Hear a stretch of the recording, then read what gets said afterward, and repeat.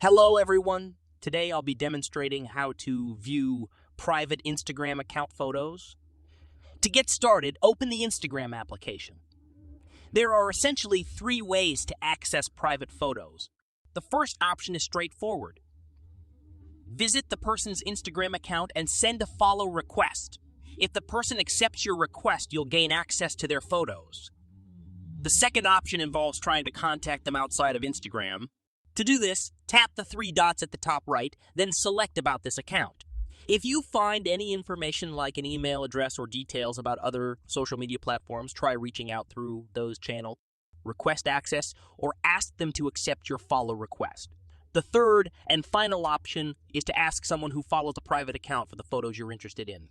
They can request access on your behalf, making it easier to view the private photos.